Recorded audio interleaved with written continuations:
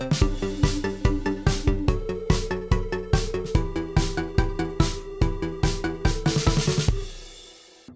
right, it is 4 days before the kickoff of the 2022 FIFA World Cup in Qatar between the host Qatar and Ecuador. Welcome to Adeli Kanda on Nigeria Super Fans Forum. My name is Oluwafemi Ashaolu.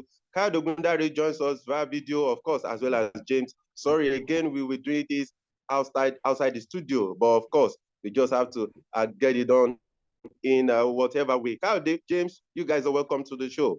Thank you very much, Femi. It's always a pleasure to be here. Thank you, Femi.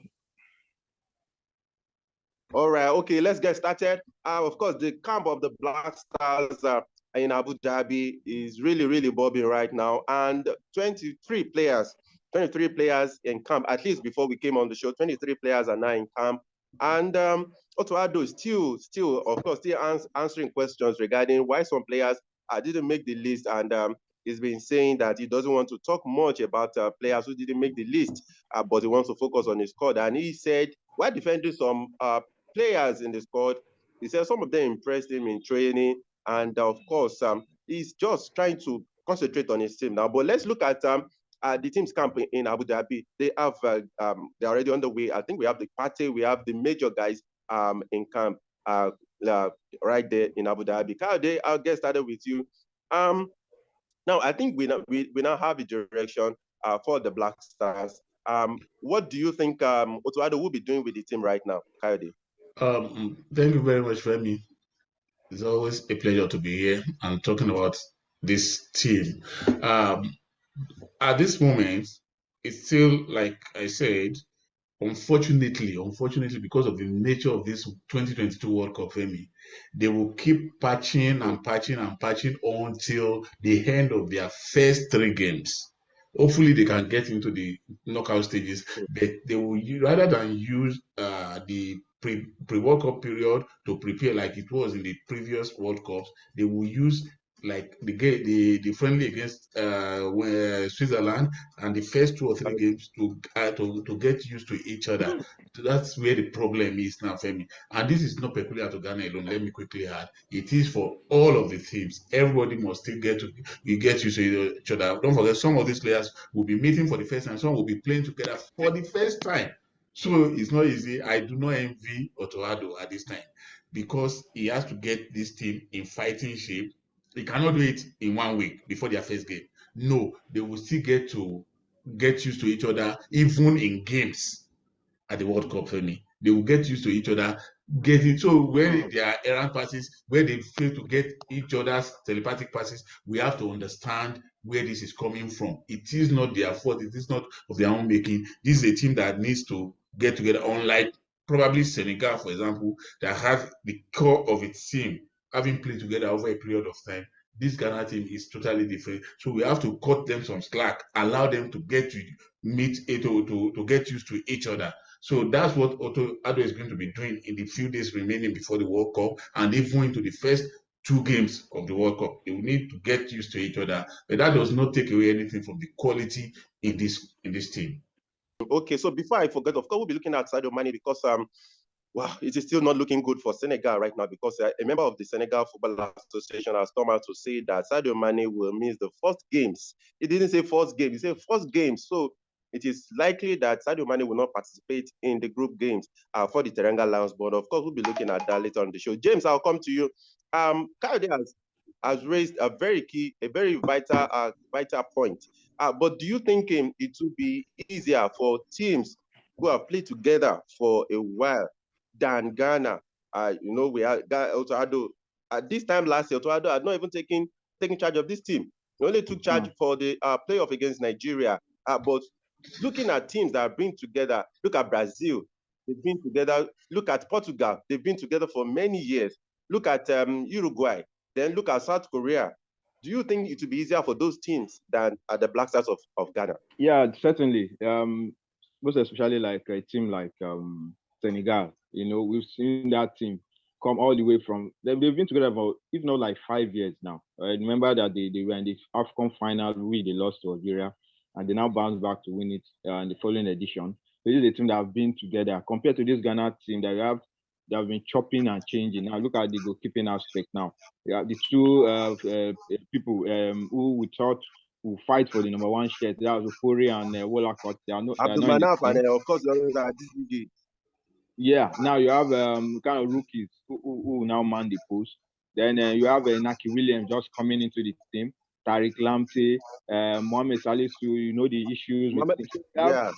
you have players from different background who at one point they were even contemplating whether they're still going to play for Ghana or not.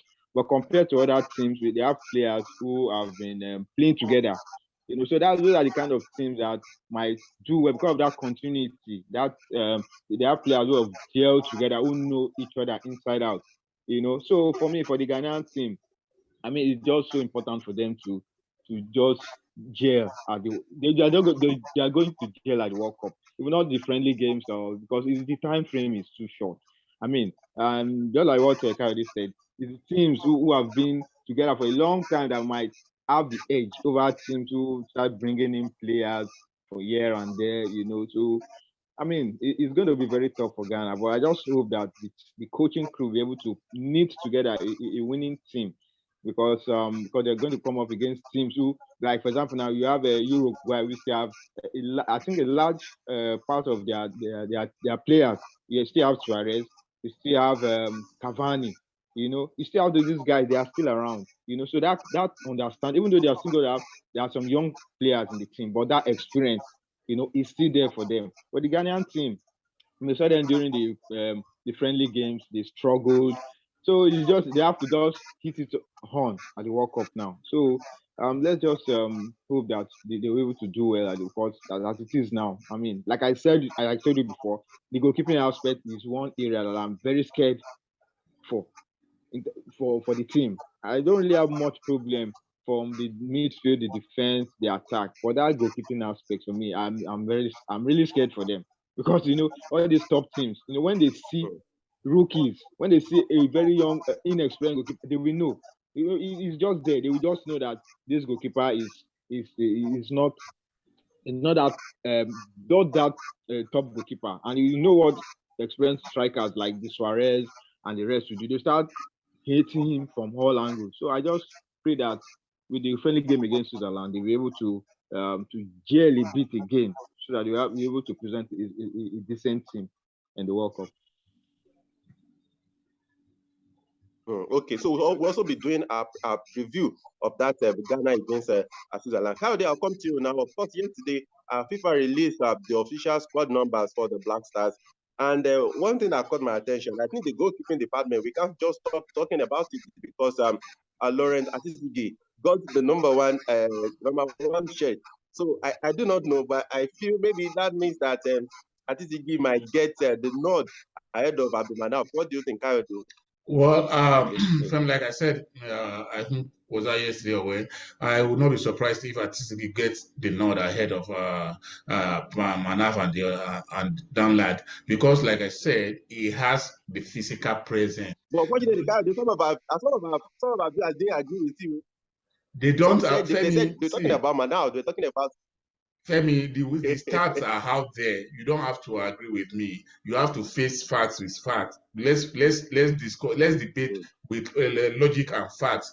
They might like Manaf, they might like Danladi. The fact that does not take away anything from Atisigi. That guy has the physical presence that coaches look out for. Femi, it's not a popularity contest. It's not about who is the most handsome. It's not about who is the most good looking. It is about who can get the job done. And if I were a striker, I will see an Azizi in front of me and I will see a Manaf without taking anything away from them. You've seen goalkeepers who have a slim frame and they've done fantastically well. You've seen somebody like David De Gea now. He has a very slim frame, but he is a very, very, a very, very fantastic goalkeeper. But when you see a De Gea as an attacker, and you see somebody like Buffon, Gianluigi Buffon now, they are two different goalkeepers. It doesn't take away anything from De Gea, but an attacker will fear a Buffon more than he will fear a De Gea. And that we are not talking about two goalkeepers who are not even supposed to be here in the first place. So we don't forget, none of them was supposed to be in this team. at least as the number one first choice goalkeeper. So that fear of why am I here is there. But let me quickly say that your goalkeeper is as good as the defense in front of it. If we have a Salisu and a Jiku, and we have I'm already making the team list for Toado now. We have a Salisu and a Jiku, and we have what do you call it, a Tariq Lamptey and a Saidu Aledu. For me, that's my ideal back four. If we have those four, then they are able to tidy up the midfield, the defense, and the defense also starts from the midfield, Femi. And if you have to do a very network in midfield, you have to have a very, very fast thinking attack too. That's why it's a team. So if the defense does its work, there will be little or no reason to be worried for the goalkeeper. I understand where James is coming from, but if no matter what, if you have a Buffon in front and you have an Harry Maguire in front of Buffon, it will just be like you don't have any cover. That I was telling somebody the other day. I said, you know what? Part of the reason why the guy is not going to the World Cup is because he had a Harry Maguire in front of him. That's part of the reason why he's not going to the World Cup today. He's still a very, very fantastic goalkeeper. You saw what he did against Fulham. So for me, it is your defense will determine how good your goalkeeper is. If your goalkeeper doesn't have any form of defense in front of him, no matter how good he is, he's just free for all for strikers. That intimidating physical presence is what Atizigi has over Manaf. And I will say it anytime, any day, that if I were a goalkeeper trainer, I would choose to trust Atizigi, forget whether he's handsome or not, forget whether he's good looking or not, ahead of the other guys in camp. That's just me being logical, Femi. Those are the things goalkeeper trainers look out for in goalkeepers.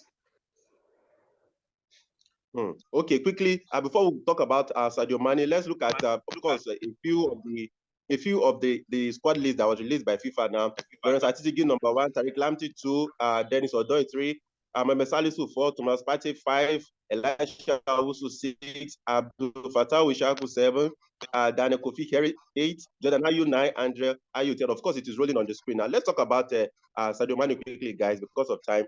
A member of the Senegalese Football Association has come out to say that Sadio Mane will miss the first games for the Teranga Lions, and I think it is sad for the Teranga Lions. I'm talking about Abdoulaye. So he has said that Sadio Mane will miss the first games for the Teranga Lions. I think it is sad, quite sad, James. What do you think? Very quickly.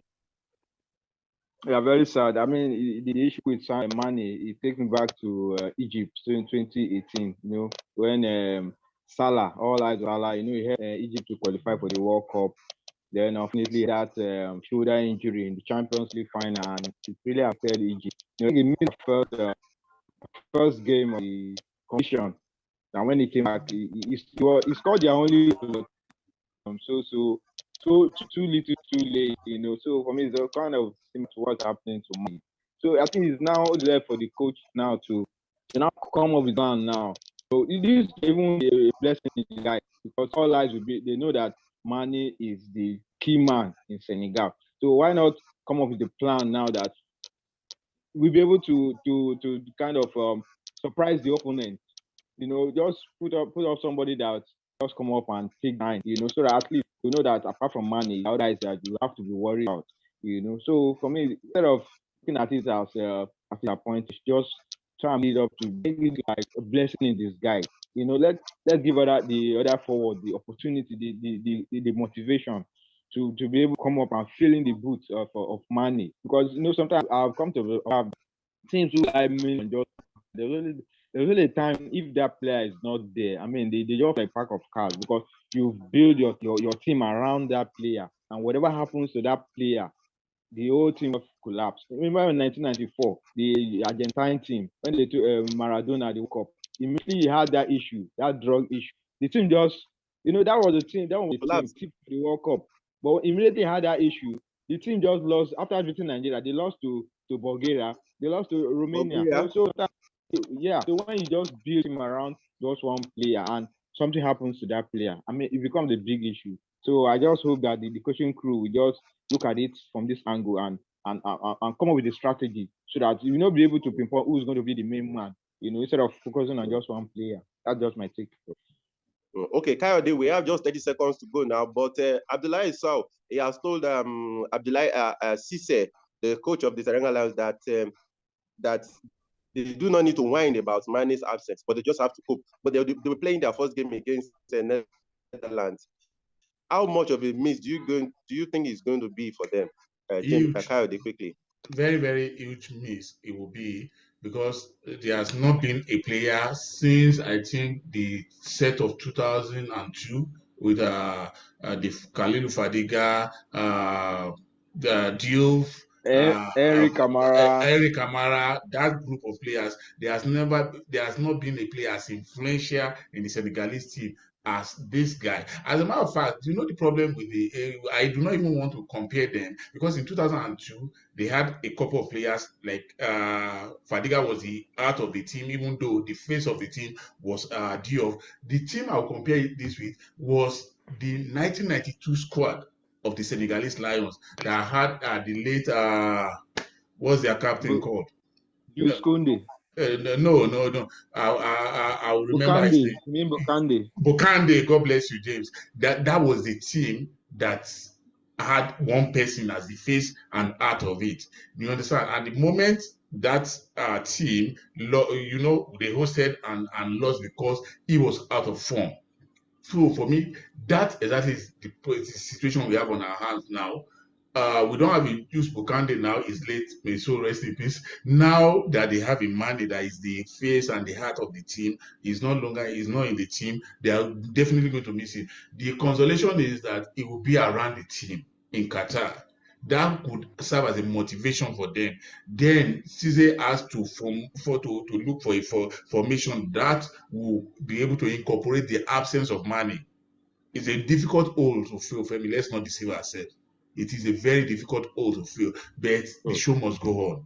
We cannot say they are not playing the World Cup because of Mane, because Mane is not there. And it is in cases like this that you actually believe that a tree actually makes a forest. It's possible for a tree to make a forest. Yeah, there will be other plants in the forest, but there will be a tree that will make the forest. That's what is happening now. They are going to miss him a lot. And it's also unfortunate for him. For me as a person, I would have wanted a situation where everybody has their best player. But this World Cup, Femi, I don't know what it is turning to. Look at what has happened to Christopher Nkunku. This was supposed to be Nkunku's World Cup, Femi. It was a player I was looking out for in the French team. Unfortunately, due to a freak injury, he's not going to be there. Mane is not going to be there. A lot of players are not going to be there. I understand those who are dropped because of a loss of form or whatever, but because of injury, it can be very, very heartbreaking, Femi. Very, very heartbreaking. But hey, it is what it is. The show must go on, and certainly that's what's going to happen. Okay, guys, thank you very much for coming on the show. And to our viewers around the world, of course, our daily countdown continues tomorrow. It will be 3 days to the kickoff of the 2022 FIFA World Cup. And of course, tomorrow also we'll bring you a preview of the international friendly, one warm-up friendly, so to say, between the Black Stars of Ghana and Switzerland. Both of them will be participating at the 2022 FIFA World Cup. So tomorrow, it will be 3 days to the kickoff, and we'll see all of you. Bye for now.